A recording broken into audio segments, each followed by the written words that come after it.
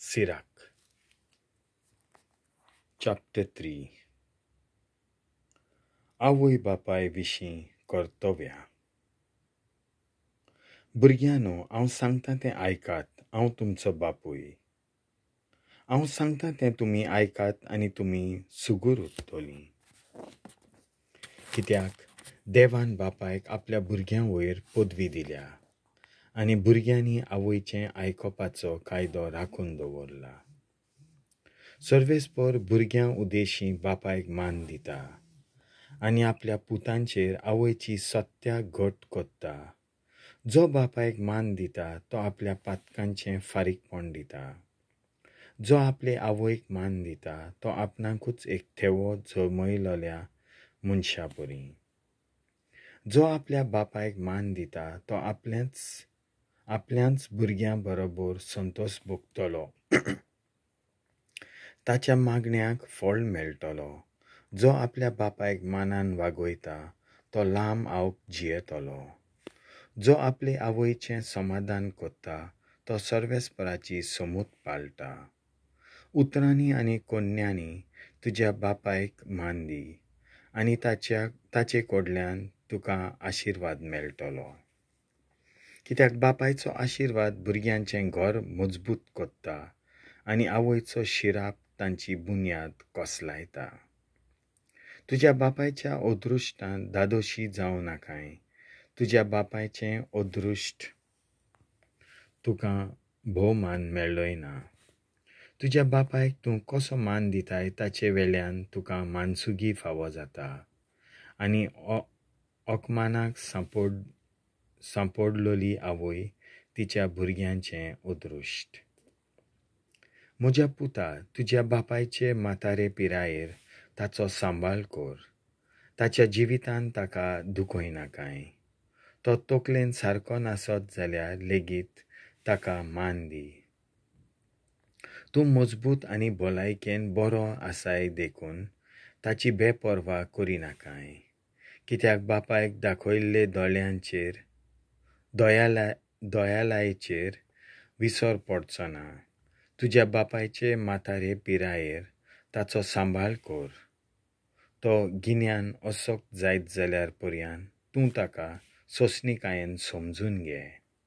तुका भलायकी आनी घोटाय आसा म्हूण ताची बेपर्वा करूं नाका. बापायक दाखयलोलो मोयपास केन्नाच विसरून वेचना. आपल्या बापायक सोडटा तो देवाची निंद कोत्ता ताचे परस बरो न्हय. आनी आवयक पयस कोत्ता ताचेर देव शिरोंत धाडटा. खालतिकाय. पूण तो मोयपास तुज्या पातकांचें फारीकपण करूंक उपयोगाक पडटलो. म्हज्या पुता, तुजें काम लिंतुवायेन कर आनी उदारपणान वांटतल्या मनशाचो मोग कोत्तात त्यावन अदीक तुजो मोग कोत्तलीं. जितलो तूं व्हड तितलो तूं ल्हानविकायेन चल आनी सर्वेस्परा मुखार तुका कुरपा मेळटली. कित्याक सर्वेस्पराची पदवी भोव व्हड. खालत्या मनशाची भक्ती तो मानून घेता. एकदम आगोड त्यो वस्तू समजूंक भार घेवं नाका वो तुजे पदवे भायर आसा तें सोदून काडूंक वावरूं नाका.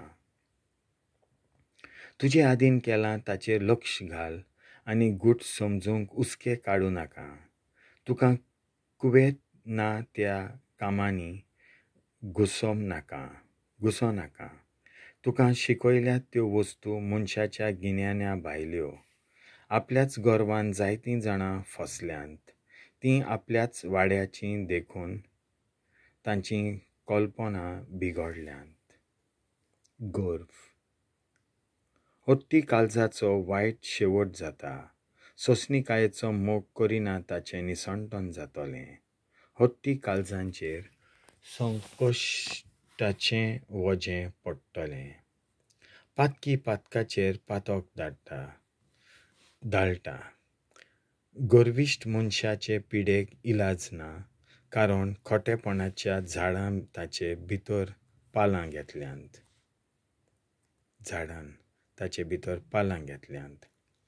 शाण्या मनशाचें कालीज वपारी निहाळटोलें आपणाचें कान दिवन आयकतली म्हूण शाणो मनीस आशेवन रावता. गोरिबां सवें धर्मदान. जशें उदक उज्याचें आकटें पालयता तशेंच भिक्षा दिवप पातकांचें फारीकपण मेलयता. दुसऱ्याक काकुतीन आदार दिता तो आपलें फुडाराचें चिंता. सकल पडटा तेन्ना ताका आदार मेळटलो.